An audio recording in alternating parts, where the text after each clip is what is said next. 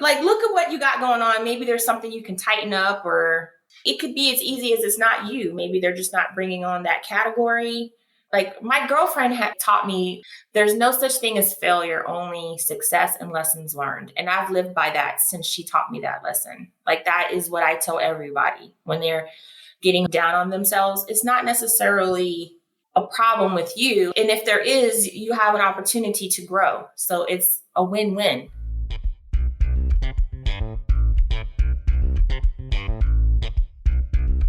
Hi, everybody. Welcome to a new season of Start Right Here. We are the podcast that puts the spotlight on the career paths of BIPOC beauty professionals, entrepreneurs, and creatives, as well as issues related to beauty and inclusion impacting us in the industry, as well as impacting consumers. I'm your host, Corinne Corbett, and I hope that conversations on this show help fuel your path to success. Hi, everybody. Today, we are going to talk about finding your niche as an indie beauty brand. And today, I am really fortunate to have Chrissy Cabrera, who's founder of Naturally London, a foot care brand primarily.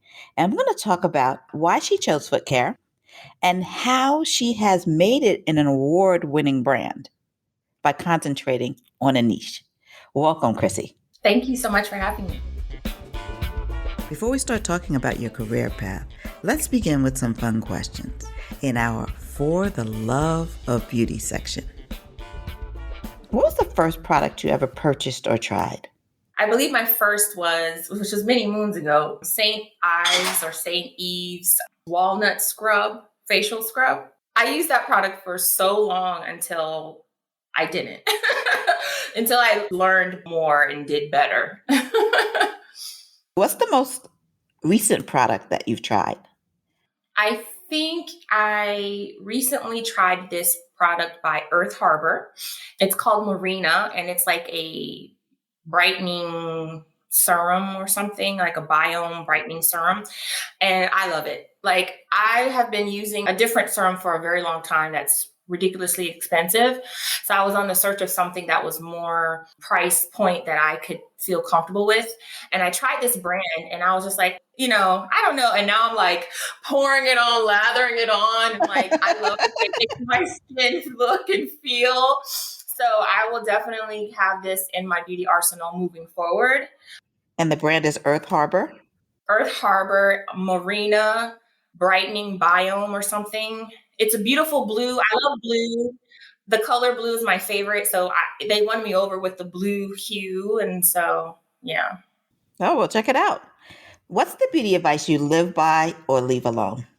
I think it's like anything in life, like dieting or exercising. You have to find what works for you. Take your friends' advice, suggestions, but you just have to find what works for you, your face, your hair. And it's okay if you have to keep evolving. You learn more, you do better kind of thing. I think as Black women, there's a big movement or a big conversation happening about how a lot of the products targeted towards us are harmful to us. So I just feel like anyone trying to create this beauty regimen, just don't be afraid to spend money and just be conscious of what you're putting on your skin. If it costs $1.99 and it says it's organic or something, there's probably something fishy going on there. Right. That makes a lot of sense.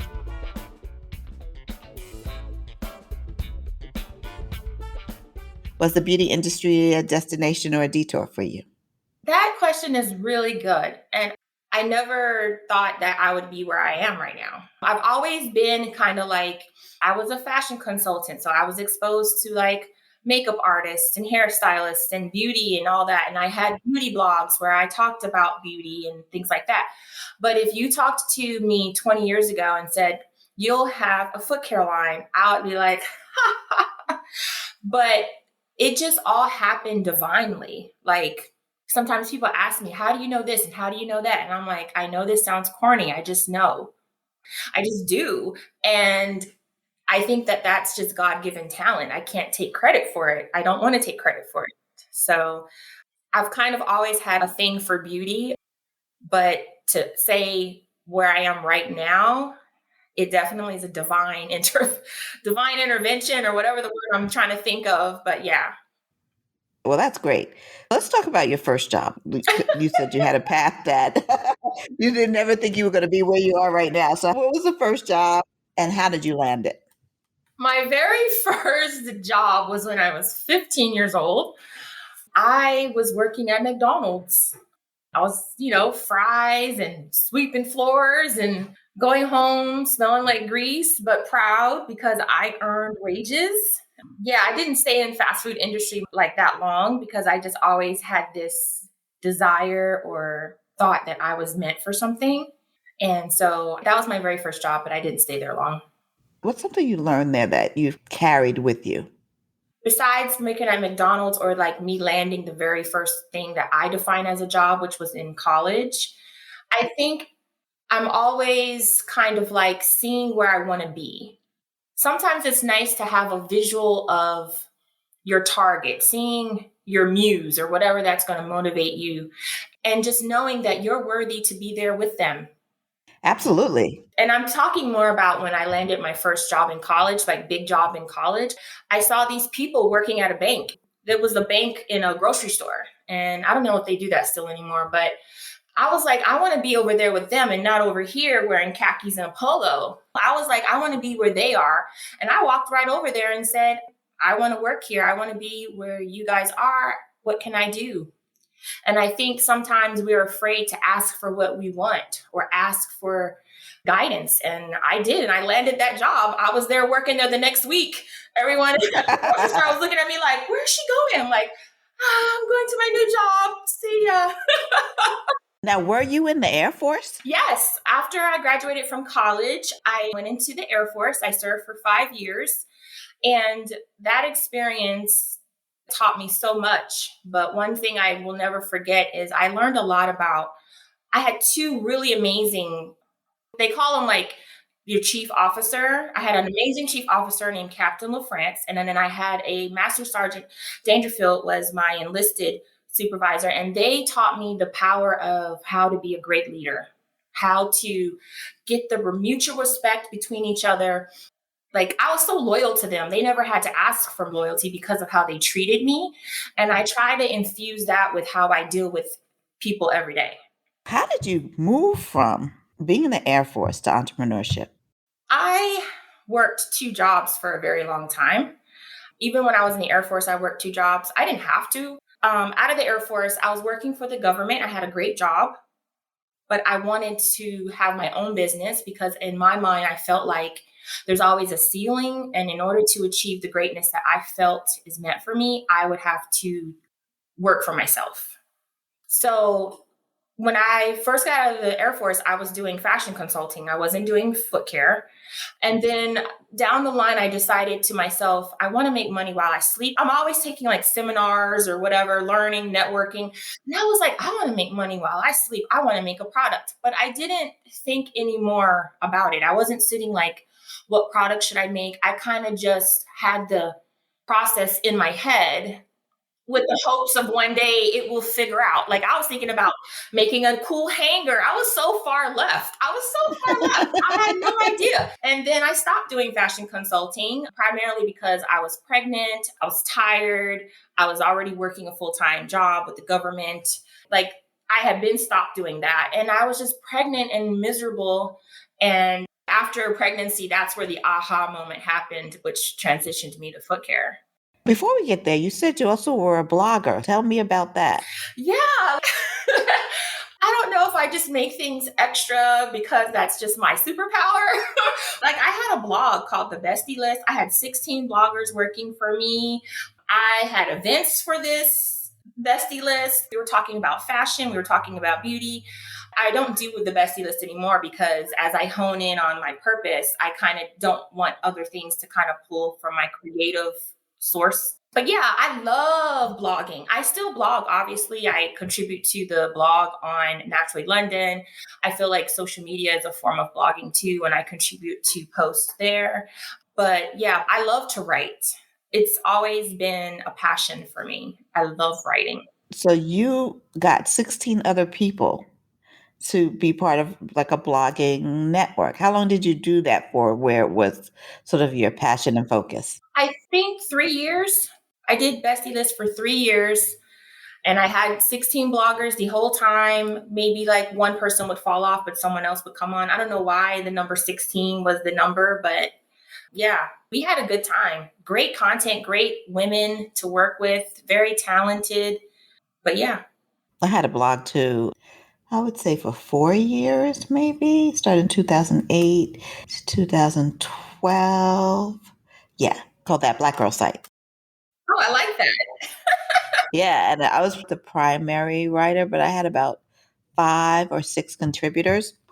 And doing that with a full time job where you work on content, that's a whole lot. It's a whole lot.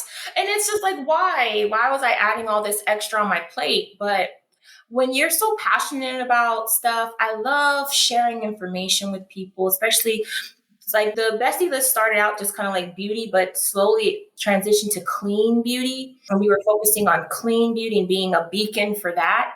It was fun. It's fun, but it's still a lot of work. It's a lot of work. It's a lot of work and you got to love it. And that time I actually had a radio show, like a blog talk radio show that went with it. Like I was all in. Getting back to how your pregnancy spurred the interest in foot care, tell me a little bit more about how that came to be. What did you do once you had the idea? And what was the idea? Right. So, like I said, when I was pregnant with my first pregnancy, I suffered from severe swelling of the feet early on. It was like one day I could walk and the next day I could sail. Just put me on a river and sail me down because my feet were so swollen. It was horrible. And so, with the way I found relief was soaking my feet. So, of course, most people are probably thinking, well, you can go to any CVS, Walgreens, and grab some foot soak stuff. Why do you have to make it? Well, I had a severe aversion to like tea tree and peppermint. And that's like in almost every foot care product you come across that scent. And I had a super nose while I was pregnant. Most pregnant women can probably say, oh, yeah, I remember that. Like the sensation of it was just like, I just started wanted to throw up. So I started making my own soaks. And I also made some butter so I can get foot massages and soak my feet. And I didn't think anything else of it. I went through my pregnancy. I had my baby and I really didn't think anything of it. But I was having an event for the Bestie List and I wanted to give away party favors. And I included some foot soaks because it was like fresh on my mind. Didn't think anything of it until I started getting calls, text messages, emails. Hey, where can I buy this foot soap? Where can you buy it? What are you talking about? I made it. You don't have to buy it. I can give it to you. And then I was talking to my husband. I was like, wait a minute. They want to buy it. There's something here. And so July of 2015, I launched. It was actually not Naturally London originally. It was originally London's Petty Soaks. Yes, that name is kind of wonky. I was thinking so into Harry Potter or something, but London Petty Soaks launched. So I essentially had twins. I had my daughter in January. I had London's Petty Soaks in July, and we were off. Okay, did you become a certified aromatherapist before or after you started this business? After, very shortly after, like I started the business in July, and I think by that December or January, I was a certified aromatherapist. When you first created the line, how did you choose the scents and what were they? Wow, you're taking me back 6 years. What was my sense? Do you remember the first one you made? Jasmine, and I can't remember the other scent that was paired with it, but jasmine was one. I know because that one was very popular. So I didn't have salts. I had little fizzy balls. I had lavender, eucalyptus, jasmine, and something. And then I can't remember. My memory is horrible. I've gone through so many evolutions with this brand.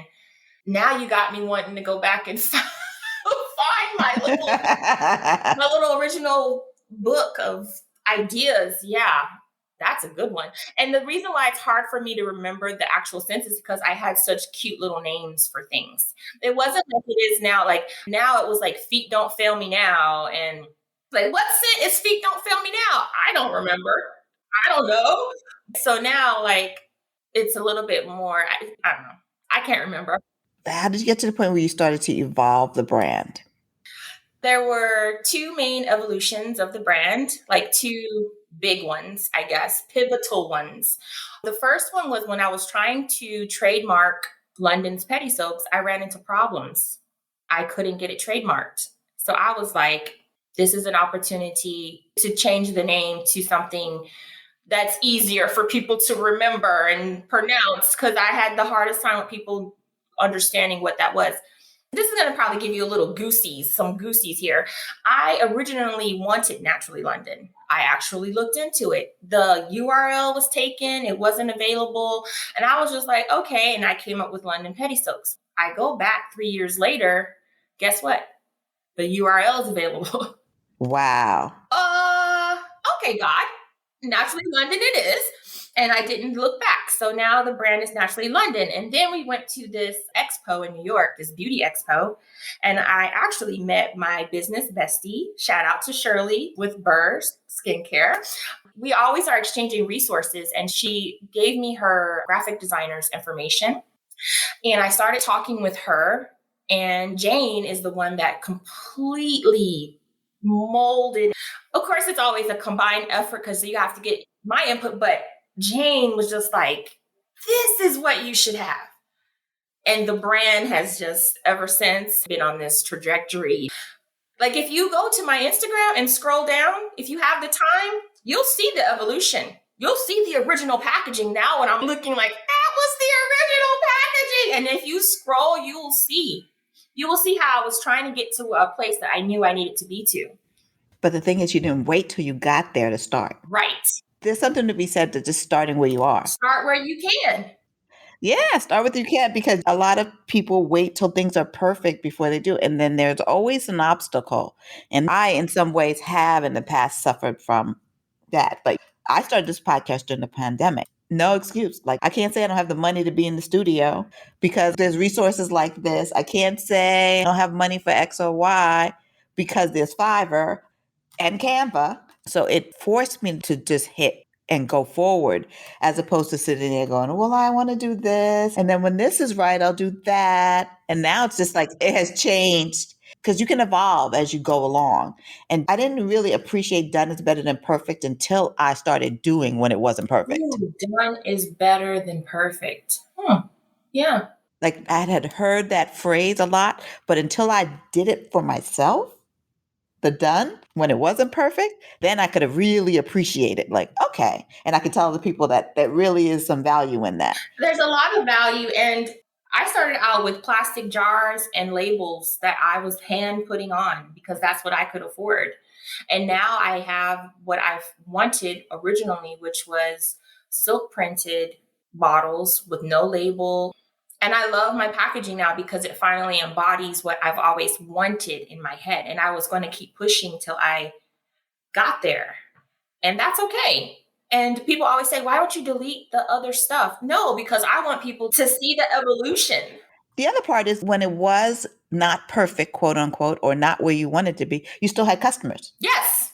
The customers that got you the revenues that you could do the new stuff. So deleting that kind of like deletes your original customers who were like cheering you on from the beginning. In the military, they teach us this saying, like they teach us a lot of chants, but there's one chant that has always stuck with me: good, better, best. Never let it rest till your good gets better and your better gets best. Like, it sums me up. I'm going to keep going until I get to my best. Yeah, say it again. So just so because the audience can get it. Good, better, best. Never let it rest till your good gets better and your better gets best. Yeah, that's good stuff right there, folks. That's really good stuff. So let's go back. I had mentioned aromatherapy. I want to know now, since we talked about the evolution of the brand, how and why you certified as an aromatherapist, and then how it has impacted the brand. As soon as I realized my path was to become this foot care person, I was like, good, better, best. I need to learn about how to make the best products I can. I need to learn how to make the best combinations so that when I make these foot care products, they're feet focused ingredients. They're going to make people feel the best they can make them feel. So I looked online for a aromatherapy certification school. I found one of the best to me. And what I did was, it was at home. I could do it online. I still have a little baby that I'm taking care of during this process, right? So I took it. It's at your own pace, which is great because when I was real gung ho, I could burn through a couple of chapters and things. And it was very thorough. You had to do case studies and things like that on like your friends and family that volunteer for you to do the work that they ask. And I am thankful because there's intricate chapters on the skin and the layers of the skin and the importance of the dilution rate and all this stuff that people need to know before they just dive in and start creating businesses, especially that use things as powerful as essential oils. So I got my certification. I felt like I was on cloud nine. I'm always looking to learn and to expand myself. I'm actually getting ready to go back for another certification because it's like the more you know, the better you can be. And I am so thankful because I used that information. They taught me how to make butters. They taught me how to make balms. They taught me all these things, tinctures and things like that. They teach you all that in the school so that you can go out and be a proper practicing business manufacturer or whatever you want to call yourself. I think that's fantastic. Did you have a favorite blend that you created? Or are they all your favorites because they're in your line? I have two, I guess, essential oils that I like the most, but I haven't introduced them yet, or I just recently introduced them. One is rose. I love rose. There's something very delicate and beautiful about rose. And I literally just launched a product this year with it because I finally feel like I'm at a place where I can kind of have fun now. And then the next scent that I absolutely love is vetiver. I don't think it's used enough. Like people probably now are like, vetiver. Vetiver is this smoky, earthy, delicious yumminess that when I smell it, it just puts me in this kind of state of mood. And it's great for so many body ailments, inflammation, clarity, concentration. You can put it directly on your skin. Vetiver is really beautiful. So I cannot confirm nor deny that there will be a product coming out soon with vetiver, because I love vetiver. Anything I smell, like when I'm out and I'll smell a candle, vetiver, I have to buy it. Body lotions, vetiver, it's in my bag. Like I love vetiver. Oh, that is so funny. But I really do believe that scent speaks to us. And I don't think we're doing it so much now because in COVID, people lost their sense of smell. So you might have taken it for granted, but now we don't take it as much for granted because it's an essential part of our lives. And if you were among those who lost your sense of smell, I'm sure if you've gotten it back, you appreciate it even more. Yeah, because your sense of smell is our most powerful sense, like it instantly triggers memory. That's why babies love their scent of their mom. And you smell a rose, or maybe you're out and you smell something and it instantly reminds you of your grandmother or whatever. Like it literally zooms you back to wherever. Scent is very powerful. And it's unfortunate that many people have lost their sense of smell and taste. It's so tragic. I don't know. It is. You wanted to name it Naturally London. You mentioned why. Oh, I never said why. Okay, so I named my company after my inspiration. My inspiration is London, and London is my daughter, who is now 6 years old. Okay. And so London's Petty Soaps, or Naturally London, is her. Oh, that's beautiful. They were born around the same time, so it does make a lot of sense. Yes, they're twins, essentially. And I would never have created anything had it not been for her making my feet swell, because I had a second baby after her 4 years later, and I didn't have not one swollen anything. And I said, if Julian would have came first, this would never have happened. Wow. That's I had no swelling, zero swelling. so interesting. Well, not. We talked about divine appointment at the beginning of this, so this is bearing out in the way that the line's birth. How many SKUs are in the line currently? I believe there's 15 SKUs. Plus, I have a nail file, so I don't know if I count that or not. 15 product SKUs plus a nail file. Let's talk about going niche with foot care as the focus? I mean, you started with one product, and some people would say, oh, I'm starting here, but I'm going to do a whole body. Why'd you stay there? I hate that saying beating a dead horse, but I hate to keep like saying the same thing. But of course, during my 6-year journey, I've been approached by people to do body care, hair care, face, skin care. And whenever I may talk to someone or whatever, and I kind of go like, God comes in and says, no, no, no, no, no. You need to stay in your little niche, your little pond. This is where you need to be. So whenever I've entertained or thought about doing something outside of feet, I get redirected. So I did add hands in 2020, March of 2020. I did add hand care because I feel like that kind of is like the yin and the yang of it. So that is there. But as far as body care and face and all that, I'm not going to say never, but I don't have any plans to expand into that arena. How many SKUs dedicated to feet are there? Well, technically all of them. So originally I was just doing foot care products and then I added the hand care products, but the hand care products are also for the feet. They're dual. So the products I'm making now are multi-purpose, dual purpose products. So technically all 15 SKUs, all 15 SKUs can be used for the feet. But technically I have customers that use the foot balm on their hands or on their lips, but technically there's only about I think 6 SKUs for the hands. Okay. Do you have a hero product or ingredient? I will say that my foot butters are very loved. And for me, I always try to figure out a way to make products that, like, of course, butter is everywhere, butter, butter, butter. But usually it's like shea, not knocking anyone that uses shea. For me, I want it to be different. So I have cupuaçu butter, which comes from Brazil. So I have the primary butter in my butters is cupuaçu, which is great for eczema and any kind of inflammatory skin irritations, which people have them. That stuff is normally targeted. You can have it on your feet. Also, I use avocado butter and mango butter, which they're a little bit more common, but I just love the properties that these 3 butters bring. So I think if I had to choose a hero product, it would be my foot butters. And the ingredient that I love the most is cupuaçu because it smells like chocolate. I'm making it and I'm like, I want to eat it. How did you find the ingredient? First of all, that's my dream job is for Naturally London is to travel the world to find amazing ingredients. Hopefully that will happen one day. But most of the amazing ingredients that I've incorporated have been suggestions from friends and family. My baby cousin has really bad eczema, which is my cousin Sharonda's sister's son. Hope I didn't lose anybody. And she was like, well, we use this on Tariq, and I think you should think about using it in your products that you're about to, like full throttle. This is why I'm about to go full throttle. And I was like, what is it? And she's like, she called it Kapua Kua. That's what's Kapua Kua. And it's from Brazil, and I'll text it to you.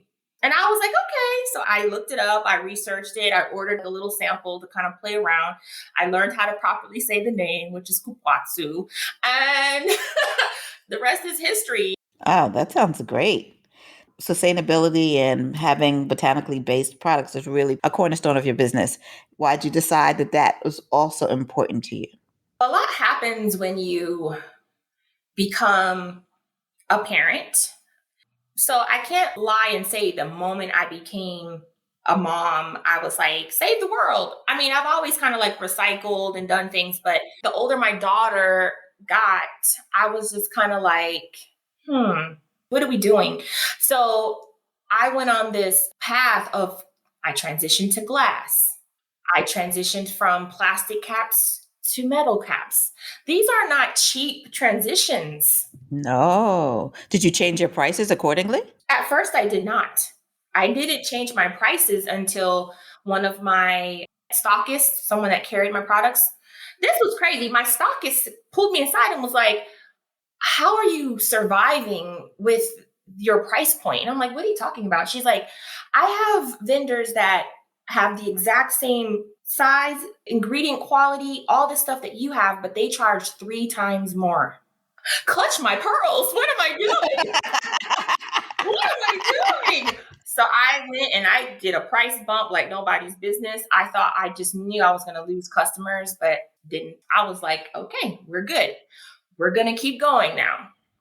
I'm glad to hear that because a lot of times we're afraid to ask for what will work. But when you're looking at building this business and you took on extra costs, so your profit ratio was not in the ideal situation if you increased all of the cost of goods.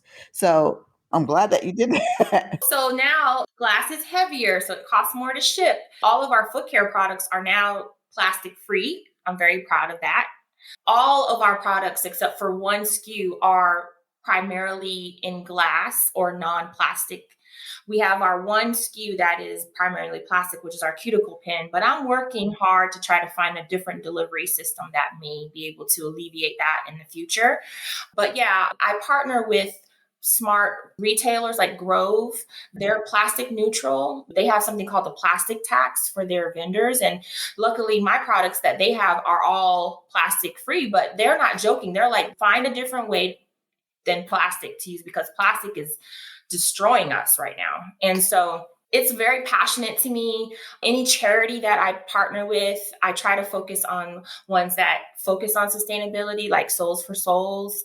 I'm really trying to incorporate this everywhere I can possibly do because it's a serious matter. And I'm loving that I'm teaching my children as I'm doing it. Your sustainability is just a core value of the brand. Yes. How did you get your products into retail? I guess I'm very lucky. Both the retailers that I have approached me, and that was very amazing. So I didn't really have to go through an applying process. I have applied to some retailers before, and sometimes it hurts if you don't get it the first time, but I feel like revamp, like look at what you got going on. Maybe there's something you can tighten up, or it could be as easy as it's not you. Maybe they're just not bringing on that category. Like my girlfriend had taught me there's no such thing as failure, only success and lessons learned. And I've lived by that since she taught me that lesson. Like that is what I tell everybody when they're getting down on themselves. It's not necessarily a problem with you. And if there is, you have an opportunity to grow. So it's a win-win. Yeah, it's hard to hear the first time, especially when you're in the midst of it. Because if you're an entrepreneur, you know what failure feels like. Rejection, yeah. Rejection, mistakes made, whatever it is. Oh my God, yes. I've made some walk away from the business kind of mistakes. Like, woo, I'm done. This kind of plays into the next question. What do you think your biggest learning curve has been as an entrepreneur? 2020, we were featured on Good Morning America, and we're a small batch. And it's a difference when you're processing 20 orders or 100 orders or some cute number, 500, right? But with Good Morning America, we didn't have the systems, processes, and procedures in place to process thousands and thousands and thousands of orders. Yeah, that was when life got real. Long story short, I had to lie on the couch. I was literally about to just close the doors because I just didn't know how to get out of this horrible but yet wonderful situation because it means people are supporting. This was right when the pandemic was popping off real strong. But I pushed through because my mother, God rest her soul, taught me not to quit. And my mother taught me to dig in and get it done. And I did. And I learned so much. So anytime I've ever had a major order like that, I have the processes and procedures in place. It is clockwork. It doesn't matter if I have 5 people or 15 people or 3 people, we get it done because it's all about your processes and procedures. And that I thank GMA with the bottom of my heart because I would never have known that those holes were there because the numbers we were processing were not that major. So now if someone comes to me and tells me that they need me to do something, okay, it's easy because I did the legwork to correct all those mistakes. And sink or swim, I was drowning for a little bit, but I popped back up. We're good. As an entrepreneur, what has been your biggest joy? Part of me is like winning beauty awards because it's kind of like you're being acknowledged by your peers. But the emotional part of me, which I'm a very emotional creature, is like when you get emails from people saying it helped their pregnant daughter's feet, or they've been trying to find something to address their really cracked heels, and they are crying because their feet are not in pain anymore, or they're soaking their feet and they're seeing dead skin melt off. Like, people email me and they tell me stuff. I've had an old lady call me because somehow my number got out. I don't even know, but it's okay. She called me. She talked to me, and I talked to her because she reminded me of my grandmother. And I talked with her, and she was just praising me on so many things. See, those are those types of interactions that I hold in my heart. And I had a customer tell me, your products are healing people and changing them. And I'm like, I never thought my products would equivalent that. And to get these messages from people is honestly more important than any beauty award. I want to just talk about moving your business out of the house to manufacture. What was that process like? How'd you find a manufacturer? I am still manufacturing my products. I manufacture every product that comes out. It has been made with these hands. Wow. So you did the GMA order? Yes, I almost killed myself, but I was piping and pumping. And of course, I have assistants that help me, but I'm still the only person that makes my products. So, yes, that was all done in house. And I don't think that people realize that they think we're manufactured by machinery and all that stuff. No, this is literally all crafted by my hands. So I have a studio now that is primarily for Naturally London. We store all of our containers and everything, ingredients, massive ingredients, like 20 bags of 50-pound bags of salt. Like, there's a lot going on over there. It was surreal when I tell my husband, I'm going to the studio. I call it the studio because I don't know what else to call it. I'm going to the studio. And it's amazing because I report now, since 2020, I've been working 100% Naturally London, which was a huge and scary transition for me during a pandemic. I left my 6-figure job to go and do Naturally London because I felt at that time God was telling me, this is where you need to go now. So I go to the studio and I do my conjuring. My husband sometimes calls me a witch. I think that's so funny, but yeah, I conjure my little brews and make my products.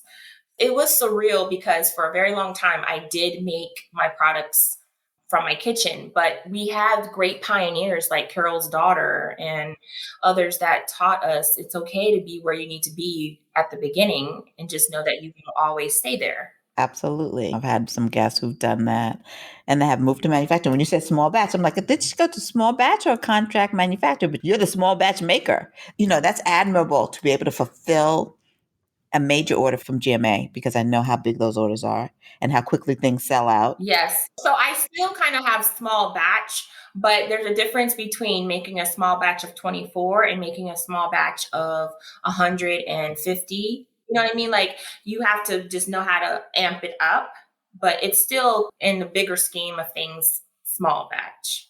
But you're small batch and you're at retail. You're getting things to retail. So there's got to be a system in place. And Yes. it must have been really a challenge to do it and have a full-time job. Well, that's why GMA is when the pressure of that, remember, lying on the couch, that pressure of figuring out how to get all these orders out and the lack of process in place, I had to make a choice.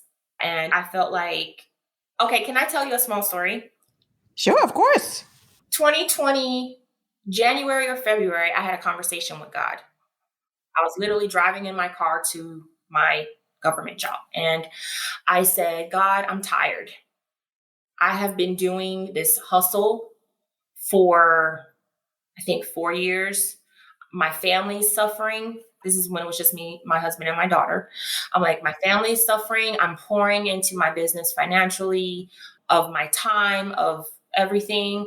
I was like, please, Lord, if this is what I'm supposed to do, please help me get to that understanding. Like, I didn't say show me something, but I think you get what I'm saying. And then I said, but if it's not meant for me to do this, help me have peace in my heart to let it go and let me let it go. This was in January, February maybe. And then guess what happened? March, pandemic. I was like, okay, God, okay. I asked you to show me what was going to happen. And so the pandemic hit, and of course, it was chaos in our nation. I get reached out in May or whatever, May or some time frame, maybe a little bit before that. GMA reaches out. And I'm like, huh? I actually thought it was a scam. At first, I was very skeptical when I was communicating. And then I realized it was real. And they were like, can you provide us this many thousands of units? I have been approached by other people in the past, and I'll be like, oh, no, no, no. For some reason, I had the confidence. I said, yes, we can handle this. Yes. And then I thought to myself, holy smokes, is this okay? So maybe you're telling me something. So the GMA happens, the overwhelming orders happen. And I was just like, I have to make a decision. And that's when I was like, I went to my supervisor, who was a wonderful person. And I said, I have to leave. And of course, they tried to counter. And I was just like, you can't counter, bud. I'm going to work for me. And that was June of 2020. So I officially had a year working for myself this past June, and it's amazing. Well, congratulations. Thank you. I can't believe it. Congratulations. It's a major milestone. It is. But I do want to say, for anyone out there that is working a full-time job and doing their dream, one thing I don't like is when people always used to ask me, do you work full-time? And I'm like, yeah. I work my 9 to 5, and then I go home and I work another 8 hours or another whatever hours. And that's okay. That's okay, because that's what you have to do. And I'm very happy to finally be, oh my God, you're about to make me cry. Oh my God. I am so thankful to be able to work one job. All my life, I've had 2 jobs, and to finally be working one job. Well, that's amazing. It's powerful. It's amazing. And that is, well, I'm going to say, as a result of your prayer, and it's an answered prayer. It was answered. It was definitely answered. It was answered like 5 times over. He told me, you need to keep doing what you're doing, because this is what I have in store for you. That's what I took away from it. Well, I'm a believer. I believe this. And the proof is in the pudding in a lot of ways, other ways in which it's being shown, because you have been recognized by CEW, Beauty Publications by Like Allure. You've got earth-based organizations recognizing your product. All that by concentrating on a niche and doing it yourself. Yes. And being the best at what you do. So how does that make you feel? Well, sometimes one of my flaws is that I'm always moving. I need to learn how to, which is something I'm working on, smell the roses. Look at these accolades, look at these accomplishments, and say, I did that. I have to get better at like really truly absorbing it. But yeah, my goal is to make Naturally London the number one go-to for foot care. Like, if you really Google search number one foot care brand, there's no one there yet. There's no one there yet.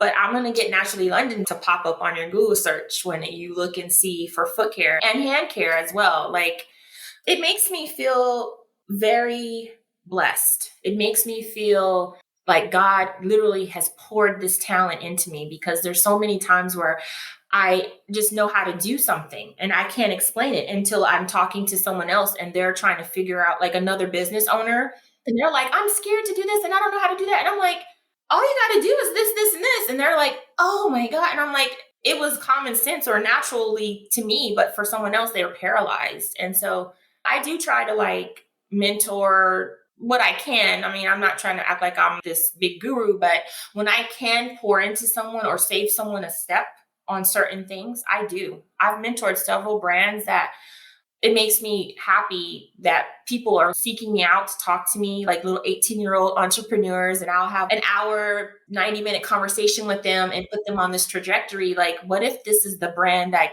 10 years from now is like pop on and popping? And I was a catalyst into making this happen. Like, that's the kind of thing I look into. But I feel very blessed and just divinely favored, and I don't take it for granted. And I'm just so excited to see where Naturally London goes.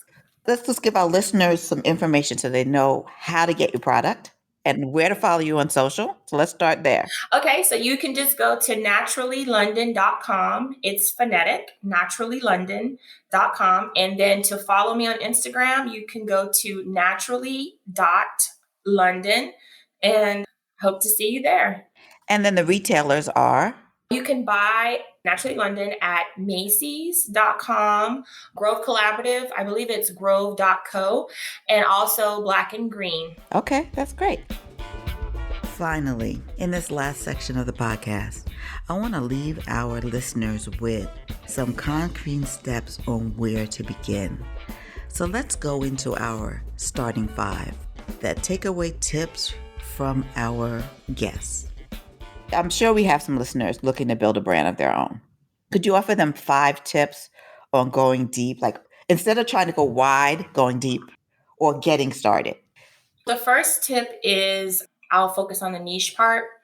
I have someone that told me this was like, do you want to be a big fish in a small pond or a small fish in a big pond? Yes, you might open yourself up to more options of customers, but you're also opening yourself up to more competition. When you niche down, one, you can charge more, if we're honest, because you're specializing. Look at any arena, medical care, like any kind of arena. If someone is a specialist, you have to be good and knowledgeable in your field, but it just really allows for you to really excel in your niche. And that's why I love learning and expanding my knowledge base in the foot care arena. So I think niches are really smart, and you can easily find a niche, maybe even in a bigger thing. So let's say you want to make dog treats. Well, don't just make basic dog treats, make gluten-free dog treats, because there may be a huge market for dogs that have gluten allergy. I don't know why that popped in my head, but it did. So the second thing is, like I said earlier, you have to change your mindset. This was a very powerful transition for me, thinking about, oh man, I messed up. Man, that opportunity didn't come my way. No, it's only success and lessons learned. It's never failure. You don't fail. You just learn a valuable lesson that's going to pivot you to your next point. We covered this other one earlier. Sometimes you just have to start. You just have to start. Try to get the courage to go out and do whatever it is that you're trying to do. Now, granted, some businesses are a little bit more challenging than others. You have to have some other parameters in place for some businesses, but learn what you can learn and don't be afraid to start where you are, because there's always opportunity to evolve and grow. And sometimes it allows for you to have a stronger community, because your community is going to grow with you as you grow and you evolve. The next one is make sure you have a support system. I've been very fortunate. I don't have many people I call in my support system, but the ones I do are strong. I have a business bestie. We share everything. Well, we don't share our recipe. Well, she does share her recipes, but I don't want to do her recipes. But we share everything, resources, everything. When she finds an amazing photographer, she tells me. When I find an amazing brand strategist or whatever, I tell her, you need to find that one person. We're not in a direct field. She does body care. I do foot care. And so we kind of complement each other, but we share so much. Like the other day, she called me asking me a couple of questions, and I saved her $4,800.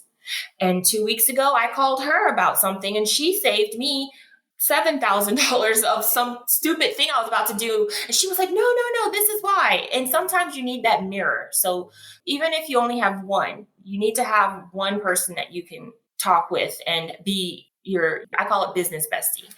And my last one is don't give up. Because a lot of businesses that you see successful today have been going at it for many years. And the funny thing is that me and my business bestie have been doing our businesses for 6 years. I think she's at 7, but now we're starting to see the successes that we craved and yearned for year 1, year 2. And one thing that we found out from the expo we did a few years ago, 30% of those businesses that were there are no longer existent. They gave up. Maybe they had a reason. Like, I'm not judging their reason why, but 30% are gone. And then there's us still pushing. And now we're getting recognized in Essence and Forbes and Reader's Digest. Sometimes it's just people want to see your fortitude. People want to see your ability to stick. And you have to have that grit to keep pushing no matter what, because you never know, one day, literally overnight, possibly, you can go from 100 sales a month to 1,000 sales a month. Like, you just don't know. Like, you don't know who's watching you. And make sure that you keep all things encompassed. Make sure you try to have your social media. Like, Grove approached me because of my social media. GMA approached me because of my social media. You don't think certain parts of your brand or your business can bring you things, but you'll be surprised. And if you don't know how to do your social media, ask somewhere, Google it. Like, so many people ask me questions and I'm like, I learned by Google. I'm YouTube certified. Like, Google is my best friend. There are so many ways for you to educate yourself out there that are for free. I don't want to hear anyone saying that they can't afford stuff, because there's so much information out there that's free. My only suggestion is to make sure you're learning from a credited source, because you don't want to learn from a person teaching you false, and just keep going. That's it. Those are great. And the point you made about you and your business bestie bring in 6 and 7 years and just starting to reap from the seeds you planted 6, 7 years ago. Somebody once said to me, overnight sensation doesn't have much of a story to tell. It's the people who have been at it, the people who have been challenged. This is in any part of business, in any part of life, that can inspire way more than someone who just by luck or happenstance wins. And there are not as many overnight sensations as we believe. There aren't. And it's funny.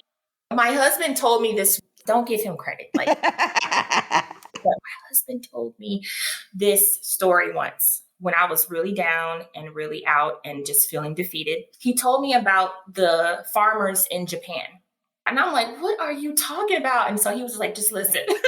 The farmers in Japan, bamboo farmers, they tend the fields, and they tend the fields for 5 years. These jokers are tending fields that you don't see nothing. You don't see anything. Something's happening underneath, but you just tending because that's what you're supposed to do. At 5 years, the bamboo shoots up out the earth and goes straight up to the sky. And he said, Amor. Oh God, I'm about to cry. No, no, no. Mm-mm. He was like, Amor, you just have to wait. Your crop is coming. And literally, the 5th year is the GMA. That may have been coincidental, but the 5th year was GMA. I had to revamp my process and procedures, confidence that I can handle large orders. Ironically, Macy's came along, Grove came along, everything happened in 2020.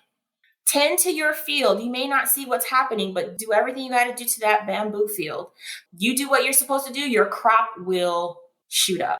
That's a word right there. We may have to give hubby his flowers on this one because it's a good one.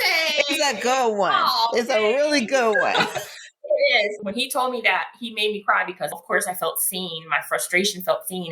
And it was just motivational. Like, I'm doing everything I need to do. It's going to happen.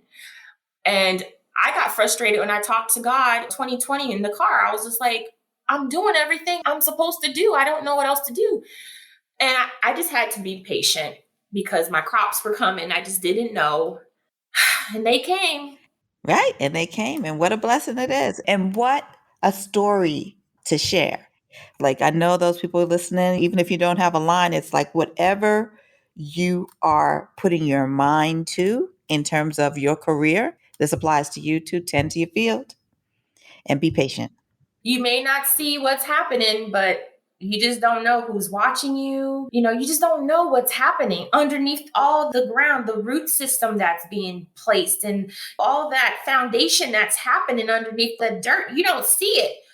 And then, if you don't do the work to get the root system down, when that bamboo shoots up, you know, you got to tend to those roots, tend to that field. Yeah. And if you have a problem doing the work, there's 2 books that really pushed me. First, Stephen Pressfield, Do the Work. Okay. It's just like a simple book, Do the Work. Mel Robbins' first book, The 5 Second Rule. What? Wait, who's that by? I'm trying to take notes. Who's that by? Mel Robbins, 5 Second Rule. She has two books, 5 Second Rule and High Five Habit. And the 5 Second Rule is how I started this podcast because I was listening to it right before the pandemic on my way to an event. And I said, I need to start something. I need to do something. Saw somebody that would be a really good guest. Went up to her and said, I'm starting this podcast. Girl had nothing. Went up to her and said, I love it. No, that's what I live for. I'm starting this podcast. I wonder if you would be a guest. She said, sure. I'm asking a senior level beauty executive to be on a podcast. That means I have to make one. Yes, but what did you do? You knew you wanted a creative outlet. You knew something that you wanted to do, and you acted on it. And then I'm sure before the date that you had scheduled with her, you scrambled to get what you needed to get done. Oh, yeah. No, I figured it out after that. I had to figure it out. But I put myself in a position because what Mel Robbins says is 5 seconds, we talk ourselves out of something. Get an idea, we talk ourselves. So I saw her and I just went for it. And then it was easy. I started asking other people. Not easy, but then I could ask people I was closer to be on the podcast. It's easier to do that ask. But then people who know me are not necessarily responsive. You kind of learn the lesson. It's kind of like there are people everywhere and there are some great stories out there. Just find them. And it's just leaning on kind of my journalism background. So go back to that, find great stories, have great conversations, and have fun with it. Yes. And it's helping people. I can't thank you enough, Chrissy, for being with me today, for sharing your truth and the passion for what you're doing and showing everybody that choosing to be niche makes you different, number one, but it also makes you powerful because you know what you're focused on. You're not like getting lost by distraction. There's power in that as well. I do want to make sure to say that there have been so many awesome collaborations I've been able to do because of my niche. They don't see me as body care, even though I kind of fall under body care. But I've worked with so many great brands and done some amazing things because they're like, oh, she's just foot care. Yes, I'm just foot care. Let me be a part too. I'm just going here like, yes, I'm just foot care. And it allows for me to be in the room with people without them seeing me as like a threat. Not that I think anybody should look at it that way. We all can win. There's plenty out there. But I've been able to be a part of some amazing things because I'm niche. And I feel like if other people can find a way to maybe be niche too, it could be beneficial. So for the listeners, find your niche and make it work. Thanks so much. My pleasure. Thank you for having me. That's our show for today. If you have questions about where to start in your beauty career, drop us a line at hello@beautybizcamp.com. Remember, there are many roads to success, but each of them requires you to start. So take that step forward today. See you next time.